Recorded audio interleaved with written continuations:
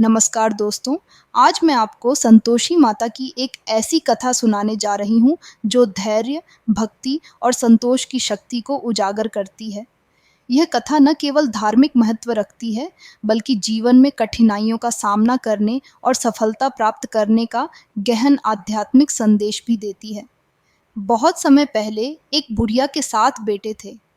6 बेटे मेहनती और धन कमाने वाले थे, जबकि सबसे छोटा बेटा न तो कमाने वाला था और न ही कोई काम करता था। वह सरल स्वभाव का और अपने भाइयों की तरह चतुर नहीं था। बुढ़िया अपने 6 बेटों को स्वादिष्ट भोजन परोसती और 7वें बेटे को उनकी बची हुई जूठन खाने के लिए दे देती। 7वें बेटे की पत्नी यह देखकर बहुत दुखी होती थी, लेकिन उसका पति इन बातों पर ध्यान नहीं देता था। वह अपने सादगी भरे स्वभाव में संतुष्ट रहता था। एक दिन बहू ने अपने पति को झूठा भोजन दी जाने की बात बताई। पति को इस पर विश्वास नहीं हुआ, इसलिए उसने एक दिन सिर दर्द का बहाना बनाकर रसोई में लेटकर सच्चाई देखी।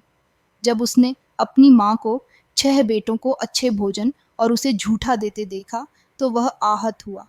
उसने उसी समय घर छोड़कर दूसरे राज्य जाने का निश्चय किया। जब वह जाने लगा, तो उसकी पत्नी ने उससे एक निशानी मांगी। पति ने उसे अपनी अंगूठी दी और अपने भविष्य को सुधारने के लिए घर छोड़ दिया। दूसरे राज्य में पहुंचकर युवक ने एक सेठ की दुकान पर काम करना शुरू किया। अपनी मेहनत और ईमानदारी से उसने जल्दी ही सेठ का विश्वास जीत लिया। इधर घर पर उसकी पत्नी पर सास-ससुर ने अत्याचार बढ़ा दिए। उसे घर का सारा काम करना पड़ता और लकड़ियां लाने के लिए जंगल भेजा जाता।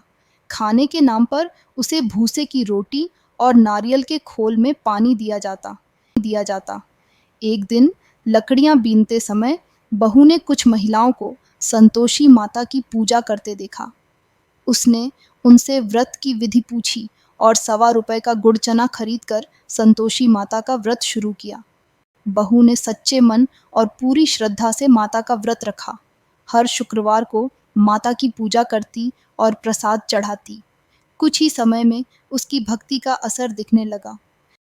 2 शुक्रवार बीतते ही उसके पास उसके पति का पता और पैसे पहुंच गए। बहू ने माता से प्रार्थना की कि उसका पति जल्दी घर लौट आए। संतोषी माता ने युवक को स्वप्न में दर्शन दिए और उसे घर लौटने का निर्देश दिया। युवक ने माता के आदेश का पालन किया और अपनी जिम्मेदारियों को पूरा करके घर लौट आया। जब युवक घर लौटा, तो उसने बहू के संघर्ष और सास-ससुर के अत्याचारों के बारे में जाना। उसने अपनी माँ से कहा, अब मैं अपनी पत्नी को इस घर में नहीं रहने दूंगा।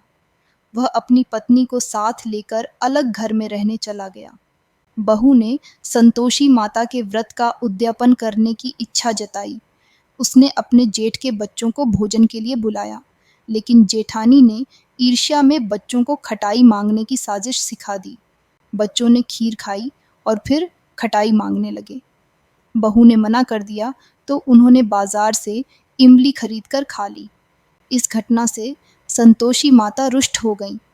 बहू का पति राजा के सैनिकों द्वारा बंदी बना लिया गया। बहू ने माता के मंदिर में जाकर अपनी गलती की माफ़ी मांगी और उद्यापन का व्रत फिर से शुरू किया। माता उसकी भक्ति से प्रसन्न हुई और उसका पति राजा के बंदी गृह से मुक्त हो गया। अगले शुक्रवार को बहू ने ब्राह्मणों को भोजन कराया और दक्षिणा में फल दिए। इस बार उसने सभी नियमों का पालन किया।